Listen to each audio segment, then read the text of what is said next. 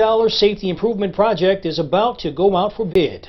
It's been nearly a year since the project was approved by parish government.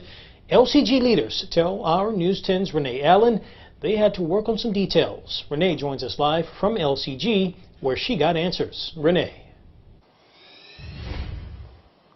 Yes, Dalford, that's why we inquired about this project, because it has been more than a few months since the parish council and mayor president signed off on it. Now, according to LCG's Chief Communications Officer Jamie on jail, he says there was a few I's to be dotted and T's to be crossed when it comes to doing the work. Now, the Lafayette Parish Juvenile Detention Home is funded and operated by LCG. Back in November of last year, that's when the parish council voted and agreed to take $2 million from the American Rescue Act to use for safety improvement projects at the detention home. On our end, we submitted a Freedom of Information request, and that's how we found out that the bid has not started yet on the project. Any council discussion? Ms. Williams, any public comment? No, sir. Call for the vote. District 1? Yes. District 2? Yes. District 3? Yes. District 4? Yes. District 5? Yes. Motion to adopt is approved. So this project could begin very soon. I've been told that there's a possibility that the bid award date to a vendor could take place October 31st. Again, that's uncertain right now, but once I get that nailed down for you, I will post that information to the story on our website. That's KLFY.com. Renee Allen reporting live for KLFY News 10. Getting reaction to a federal judge deciding not to block to move 25 of the most violent juvenile offenders from Bridge City to Angola. The court says locking children in cells in Angola is disturbing, but the Office of Juvenile Justice can't provide a secure environment to some of the emotionally and psychologically disturbed inmates. The court also found that OJJ has shown it will provide constitutional level of care to the transferred youth. She really believes what the OJJ folks are telling her. And what we know about OJJ is if there is a way to screw things up, they will do it. All you have to look at is their behavior with opening this unit in St. Martinville. The system has to be kept intact. These individuals have to be separated. They're going to be separated in a place that, albeit Angola, it's going to be a place where they're going to be secure and safe and hopefully rehabilitated. The civil rights attorneys who sued on the grounds that their needs for education and rehabilitation will not be met now plan on filing for a permanent injunction on the plan. Well, 5 years ago, Puerto Rico was battered by Hurricane Maria, causing massive damage and loss of life. The efforts to restore and rebuild infrastructure, they came under massive scrutiny. And fast forward to this month, Hurricane Fiona unleashed its wrath on the island once again. And once again, the damage left behind has caused power outages, damage. It's got many people asking the same questions that they did 5 years ago. Now, joining us today, the first Puerto Rican woman to serve in Congress and a vocal advocate for Puerto Rican rights, Congresswoman Nydia Velázquez. Congresswoman, thank you so much for being here with us to discuss this week with us here on News 12. Thank you. Thank you for having me. This is an important issue for the Puerto Rican diaspora in New York and across the country. Absolutely, and thank you again for being here with us to discuss this. So again, as we mentioned, here we are again, another storm, and unfortunately the people of Puerto Rico are left without power, without access to necessary resources. Are you at all surprised that this has happened yet again? No. There are different factors that have come together to make this a perfect storm against the Puerto Rican community, against Puerto Rico. First, you have the fact that President Donald Trump, while in office, did everything within his power to hinder the ability of the government of Puerto Rico to access money for 3 years. So here we are 5 years later, but you need to take into account how much damage the Trump administration inflicted against the people of Puerto Rico by putting obstacles, regulations that prevented the flow of money into the government of Puerto Rico.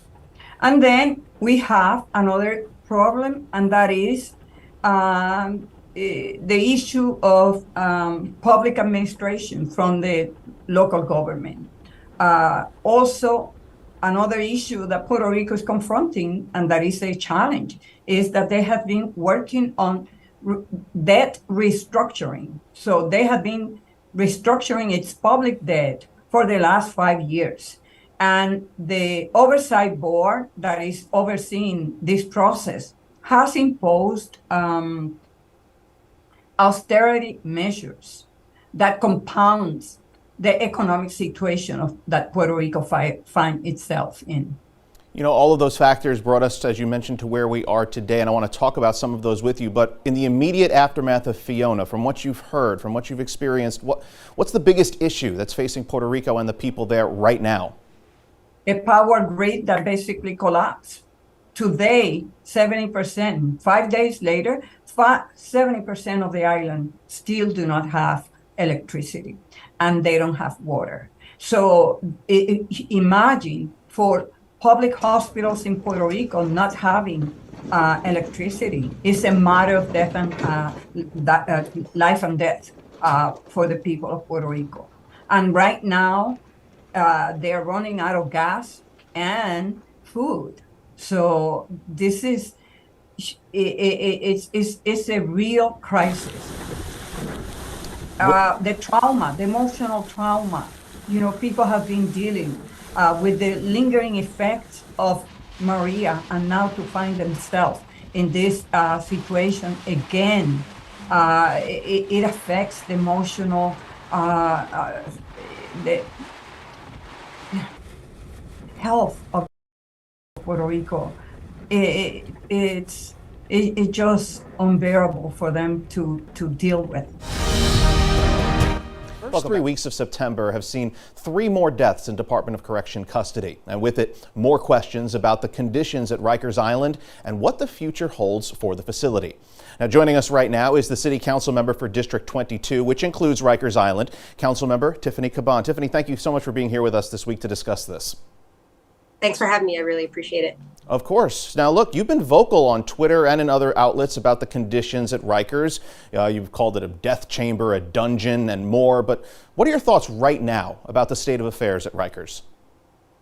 It continues to be an acute human rights crisis. I mean, before I came into the city council, I was a public defender. I represented over 1,000 clients who found themselves on Rikers Island, and the number of stories are consistent with what I have seen in my multiple visits that I've made as a city council member since taking office. You know, we've seen so many people take those visits and do that. What's some of the things that you've seen there? What are some of the conditions you've seen there at Rikers in your visits there? Yeah, I mean, there is just a complete lack of providing people with dignity, providing people with the bare, necessities. I think that if we looked at what folks are experiencing every single day on Rikers Island, anywhere else in the world, New Yorkers and our country as a whole would be condemning the practices. And here we are doing it right in our backyards. What I see every time I go to Rikers Island, I see people who are there simply because they are too poor to buy their constitutional right to the presumption of innocence. They are pre-trial detainees, many of which have either one or multiple of these conditions, whether it's mental health conditions, substance use issues, that quite frankly would be better met and supported through community-based organizations and access to robust, mental health care, physical health care, and also substance use support. And so we're seeing every time I'm there, people not getting their medical appointments. In fact, there is a lawsuit that was filed by the Legal Aid Society because people are being denied medical care. I saw people with broken bones that had not been set or cared for weeks and weeks on end.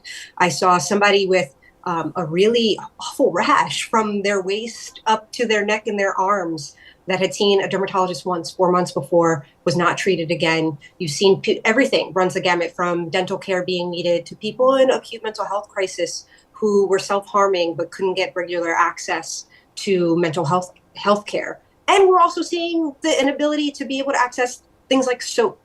toothpaste, be able to clean their space. We're still in a pandemic, and these are congregate settings. We're seeing people who aren't getting any rec time, aren't seeing the outside or getting any exercise or moving around for days, weeks on end. I mean, I could go on and on. The list is very, very long, but the short version of it is that people are not getting proper care, and also nobody there is safe. And we know that just by the sheer numbers of deaths that we've seen, but that's the tip of the iceberg. That is what we're able to see in our communities, but the devastation, there's so much of it that happens every single day. The folks who are overdosing, but fortunately don't die, but aren't getting the care that they need. People that are subjected to violence, all these other issues, they're not being taken care of.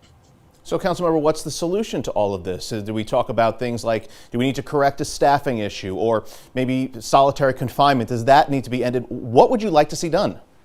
Yeah, well, solitary confinement absolutely has to be ended.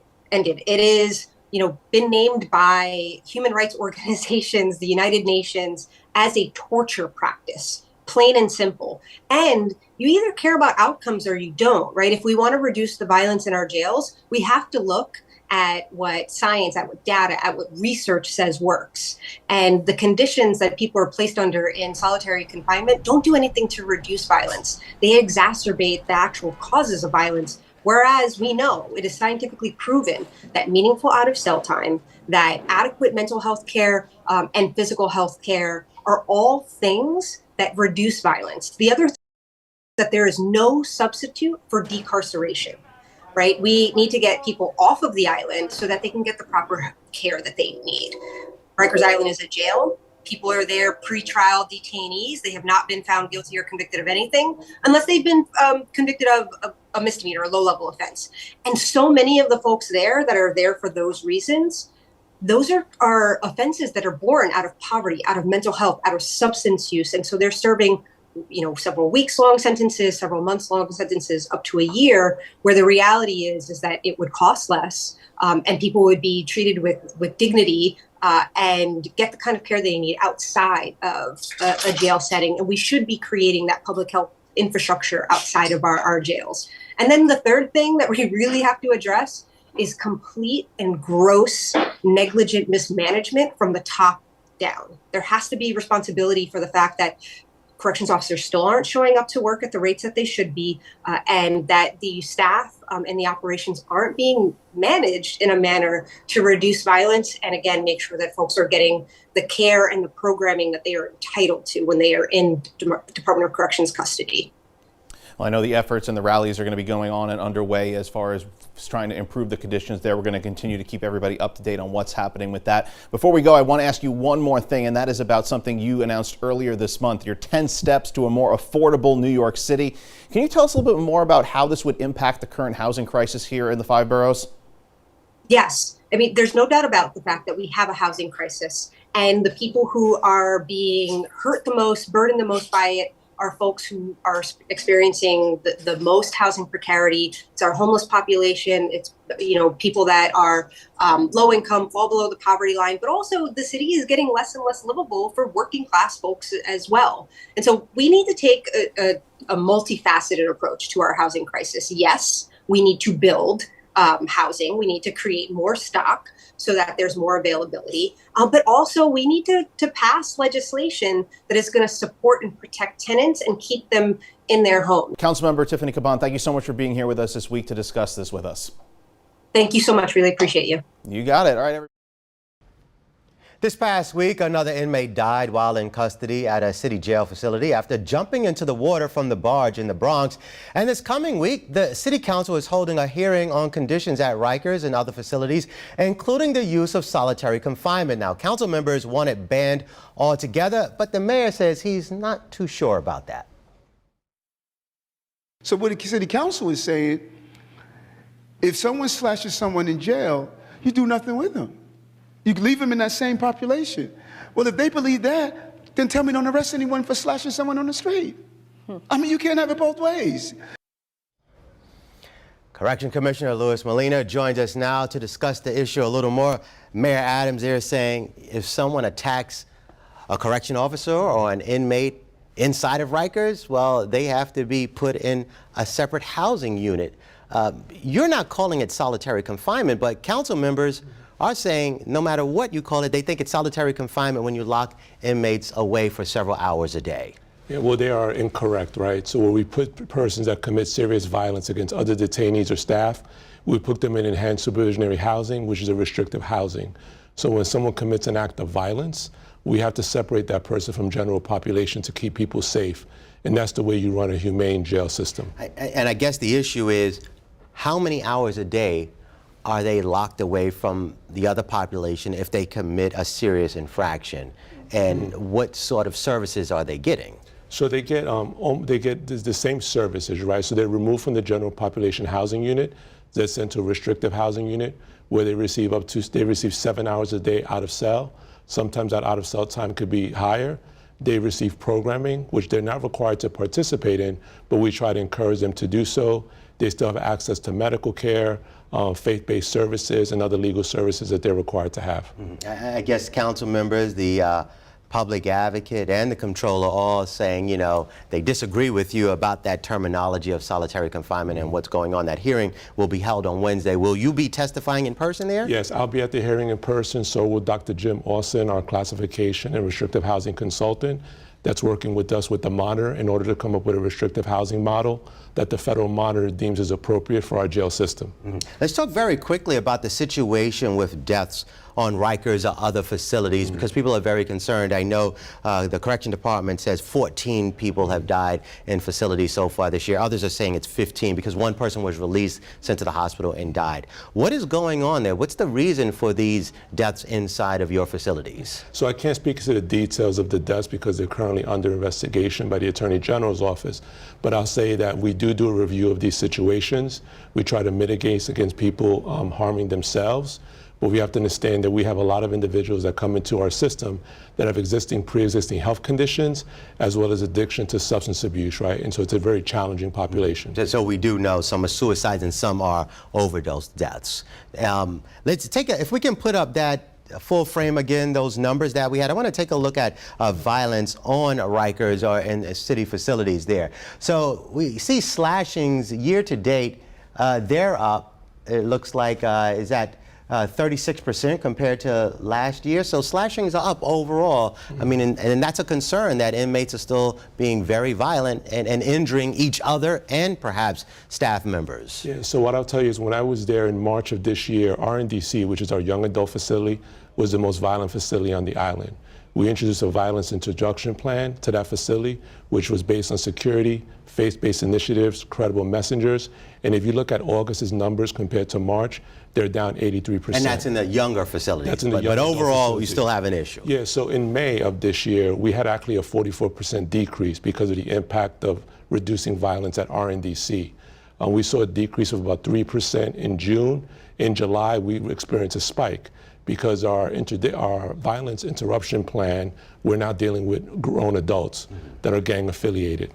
So, you know, they are testing our fortitude, but we did have a 3% decrease last month, and month to date, that decrease is 26%. Yeah, right now, it appears that the number of inmates going up slightly on Rikers. I think you have close to 5,900. 1,500 of the people currently incarcerated or inmates waiting for trial. 1,500 of them are in for murder or attempted murder, manslaughter. It looks like 1,100 for burglary or robbery, and nearly 600 inmates have been in there for 2 years or more. A lot of families are concerned about their individuals who are in there. I mean, maybe, you know, some are in there for robbery or burglary. They're not violent. They want to make sure that their family members get out, get to court, and get out alive. What can you say to people who say, you know what, Commissioner Molina, you're not doing a good job. We're nervous. Our person's going to be killed. Council members are saying it's dangerous still underneath Mayor Eric Adams and Molina. So first I'll say is robbery and burglary is a violent crime, especially for those victims that have to experience the trauma of being robbed at gunpoint or have their home burglarized while they're still in residence. So we have a high concentration of very violent individuals in one place on Rikers Island. I've shared this publicly. I've had family members that were on Rikers Island as adolescents, so I know how it feels to be impacted by the justice system. But we inherited a system that was on the brink of collapse. due to significant mismanagement and through the last administration's intentional dismantlization of a core part of our criminal justice system. And we are building it back, and things are progressing better, but we have a long way to go. Where are we going from here? Big picture, a lot of people want to close Rikers down. We know that's not happening tomorrow. Where are we going, for the remainder of this year or, over the next year? So our goal is to have a humane judicial system, correctional system within the city. What that means is not only having staff that are highly trained and supported, it means make sure that we have our partnership with our nonprofit providers that are providing critical services to the population so that individuals can unlearn responding to incidents of conflict with violence, at the same time making sure that we have credible messengers, faith-based leaders interacting with our population so that people that are experiencing justice involvement can feel safe. All right, we will be there on Wednesday when you testify before the City Council. Commissioner Molina, thank you for joining us. Thank you for having me.